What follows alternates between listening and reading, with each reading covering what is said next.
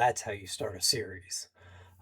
So I just got done watching the first episode of Lanterns on HBO, the next installment of the DCU, and it was phenomenal. It was so good. The writing, the acting, just the special effects. Like, it's clear that DC and HBO and Warner Brothers are all working together to make this show feel as epic and as important as it should, and I could not be more happy with it. All that being said, I do have a couple concerns. While I personally could not be more happy with it, there's a version of me that wishes it was a little different, but I'll get to that in a minute. So, I've been looking forward to this series for a while now, ever since it was introduced. I was actually very surprised that they were going to do a TV series and not a movie. It just feels like Green Lantern, a space saga. You're dealing with extraterrestrials, you're dealing with a ring of unimaginable power that can create anything that you can think of. It just felt like that needs to be a movie. That needs to have those giant budgets that they use for movies. And you need to be able to create some crazy concepts. You need to be able to bring that feeling of a Green Lantern comic come to life. Um, Obviously, we've gotten one other iteration of live action Green Lantern, and that was with the Ryan Reynolds Green Lantern movie.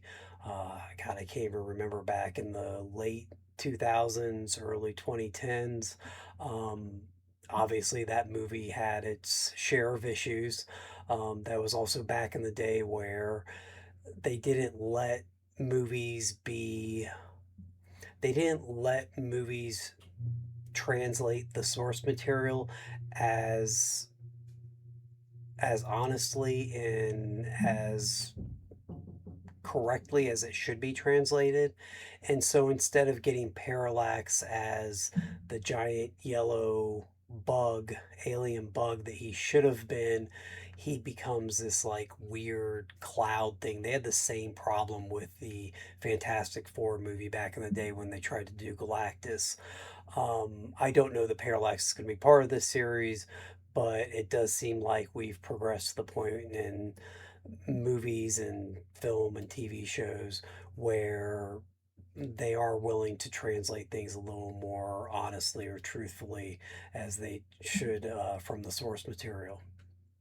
So, all that being said, the acting, I guess I should point out the acting first, because I think this series, because it is a TV show, because we're not going to get Green Lantern constructs every 5 minutes, clearly they're going to save those special effects budgets for the really important parts of the show. And when they do use them, they're going to be used sparingly.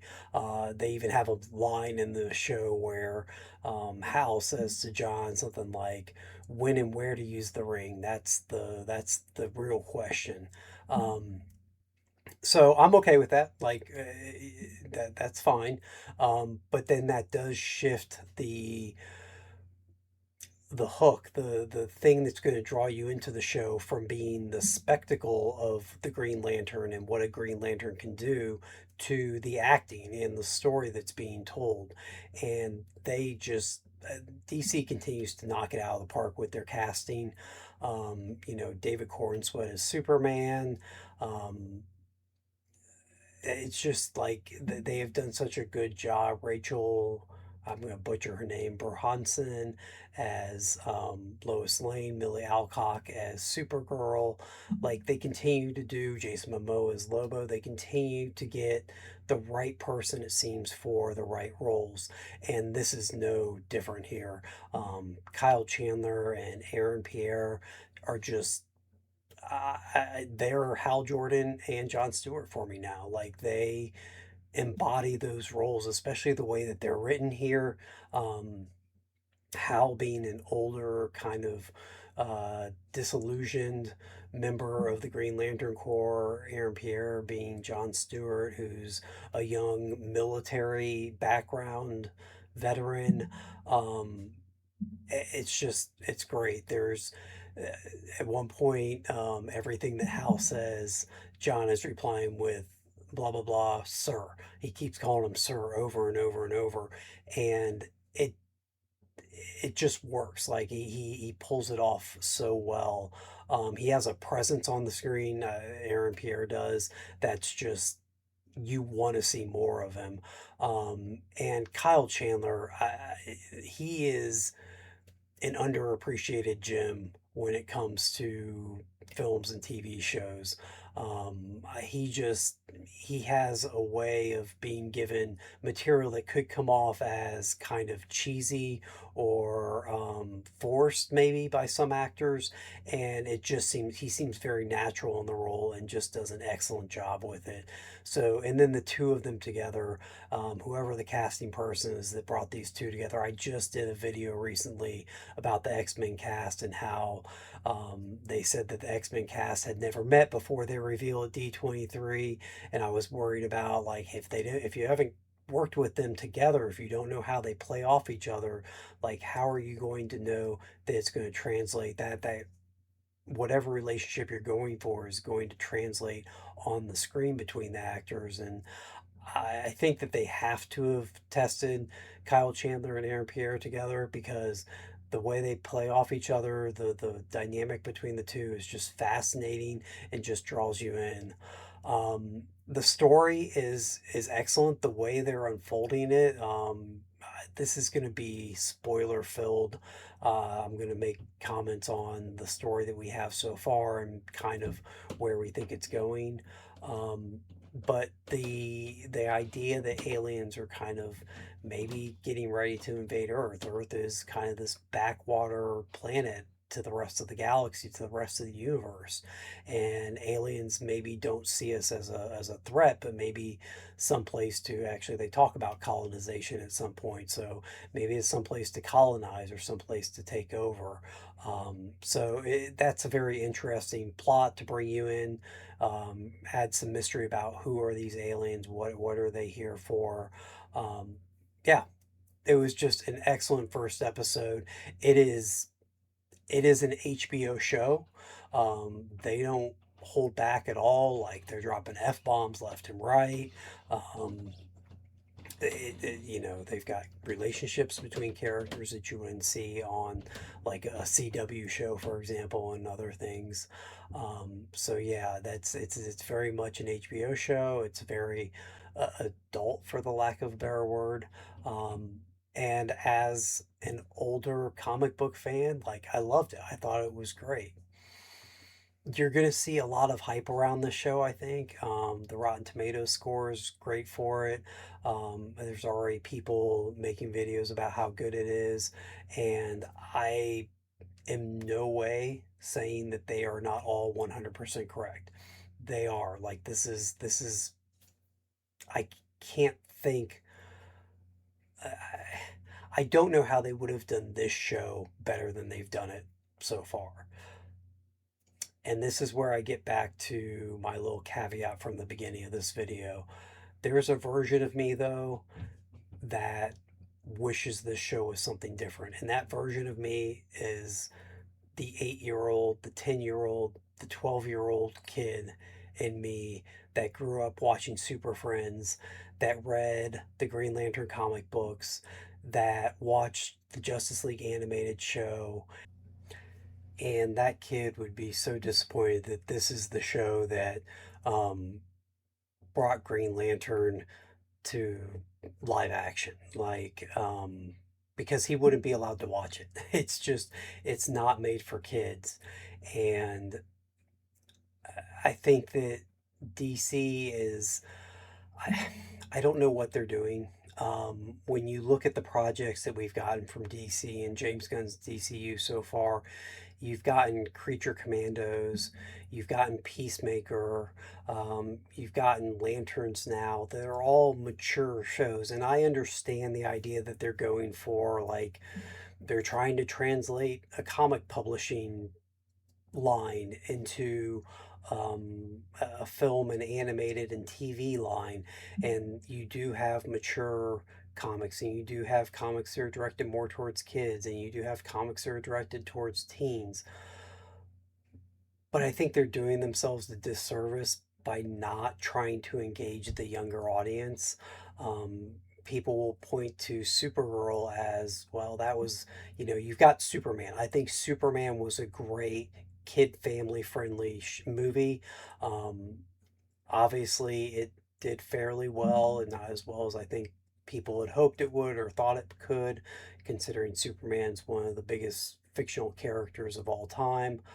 Um, but beyond that, you haven't got any projects that I personally would be like, oh yeah, I want to take my 6-year-old son to see that, or I want to take my 8-year-old son to see that, or I want to take my 10-year-old daughter to see that. Even this year's Supergirl, which nobody really went and saw, um, dealt with some pretty harsh topics. I mean, you had, human trafficking, young girls being taken off planet and forced into basically forced slavery to mate with other people. It's just when you start thinking about actually what was going on in that movie, it gets kind of icky, um, and it's messed up. um, so I don't know. I hope that they have a plan in place that gives the younger kids, the younger audience, something to watch. I think, to Marvel's credit, I think that's one of, like, yeah, Iron Man and the Infinity Saga had some very serious moments, and it had some, um I don't know. It had mature stuff going on, or topics, but it also, it felt like something you could take kids to. It felt like something that, you wanted to take kids to. It felt like, for lack of a better way to put it, it felt like, um, kind of the old, like, cartoons, the old superhero cartoons kind of come to life. And DC's clearly taken a different approach. And there's a part of me that really hopes it works out for him, because I love this show. I love Peacemaker. I love Creature Commandos. But there's a part of me that, like, really wants it to, like, I don't know. I've probably said this somewhere else before, but why are they trying to reinvent the wheel? Like, Marvel gave them a blueprint on how to develop a universe, how to build a universe. Spider-Man, for God's sakes, might cross $3 billion worldwide at some point in the next couple months. Like, uh, why are you trying to buck that trend and do your own thing? It seems like DC's constantly been doing that. I don't know if that's a Warner Brothers mandate or something that just everybody they bring in has their own. If they feel like they need to distinguish themselves, if they feel like audiences won't go see something unless it's different, they'll just say, like, oh, we're not going to go see DC because Marvel, they're just copying what Marvel's doing. But I don't know, Marvel's told good stories, and the stories you can take your family to. I don't see many families sitting down to watch Lanterns. Maybe I'm wrong. Times have changed. Maybe that's a little old fashioned. But yeah, so that little caveat aside, I do think the show is excellent. I am all in for the next how many ever episodes it goes. I don't even know. I'm guessing it's like 8 to 10 episodes for this season. It is interesting. They are clearly labeling the episodes season one, episode one. So it'll be interesting to see if this is a finite one season show, and then they bring lanterns into the rest of the DCU, and we see them, um, maybe get a movie down the line, or if they come back and they do a season two and continue with the Green Lantern Corps and expanding the mythos on the small screen. Um, I don't have a lot else to say right now about it. I really enjoyed it. I guess I guess the one thing I should talk about is the very final shot of the episode. Again, spoilers. If you haven't seen Lanterns, please turn it off here. Like, I don't want you to spoil it for yourself. Um, but the final shot of the show um, is John Stewart getting a call to come back. It's set in modern day, so it's set in present day, 2026. And John Stewart gets a call to come back to this town where it seems like this whole season is going to be set. I guess I need to preface this for those of you that do want to be spoiled and don't know what I'm talking about so far. The show is set kind of in 2016, and then the last little segment of the show, the last little scene of the show jumps to present day 2026, and Jon Stewart gets a call to come back to the town where it seems like the main crux of the show is going to happen in 2016. And in 2026, Jon Stewart comes back and he meets the sheriff, and she takes him to a football field, and they find Hal Jordan shot in the head and dead, and his ring is missing. Um, that was kind of rough to watch as a kid that grew up with Super Friends. I can't say that I'm intrigued by it. It didn't ruin anything for me. I think that it can be really good. I don't know that I want to get into all this here, but I guess I'm going to. I really wish my wish or my hope was that we would see um, uh, a version of the Justice League and the DC animated universe that I grew up with, and that includes John and Hal and Barry and Wally and Cal and Diana and Bruce and John Jones and just all of the classic DC characters that we would kind of get them all and them interacting and see all those relationships play off each other. DCU's not starting that way, and it, we may never get a scene of Superman and Hal Jordan talking. We may never get a scene of Hal Jordan and Bruce Wayne, um, Green Lantern and Batman talking together. And that's fine. Jon Stewart is like, I love Jon Stewart, and I'm glad that he's going to be in the DCU and that he's going to be our main Green Lantern. I just like the idea of seeing Hal, who's strong headed and arrogant, kind of butting heads with Bruce or Cal or Diana or whoever else in the Justice League. Um, so it'll be interesting. Jon Stewart being more of a military man. Obviously, he even says in the show, like, he likes to follow the chain of command. So fully expect him to kind of maybe be the leader, or at least follow, not not be as antagonistic towards Bruce and Diana and Clark as maybe Hal might have been. And I don't know who on the Justice League, if they ever get to that point, would be that person. Who would be the antagonist, that would kind of stir the pot and question decisions that were being made. Um, so, yeah. Anyway, excellent episode. I can't wait for the rest of the series. I'm going to try and do little recaps like this, give my thoughts on them after they're over. Um, so we'll see how that goes. But anyway, thanks again for watching. If you get a chance, like, follow, subscribe, all those good things, and we'll see you next time.